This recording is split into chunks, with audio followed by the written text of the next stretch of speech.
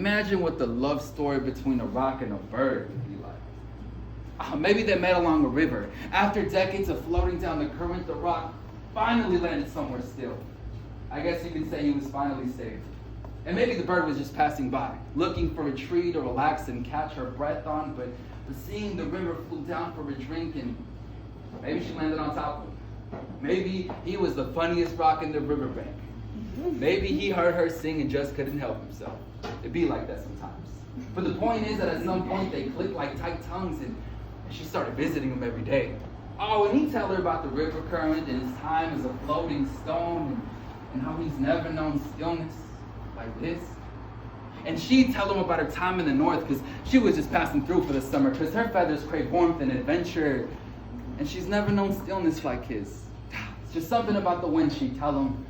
But all he'd ever felt was the pulling of the water, not the freedom of the sky. But damn, he loved listening to her sing about it, pretending he was made out of something softer. And then months passed by. He memorized all her favorite songs. Every time she visited him, she taught him a little something about the world, but he could never see it because he was too heavy to carry, so instead she brought him pieces from everywhere. But the more he learned, the more he thought about the fact that he could never leave while she could go anywhere. But then someone was gone and she kept coming back. And one day he asked her how it felt like to fly.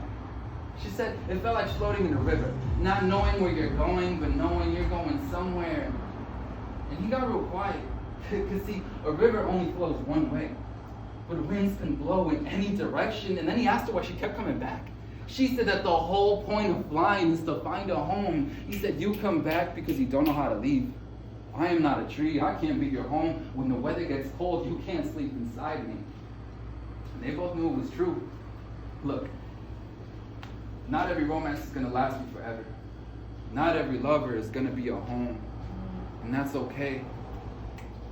But if you're wondering about the rock and the bird eventually found home in a tree north of the river where the sun warmed her feathers until she grew old. She flew everywhere, saw everything.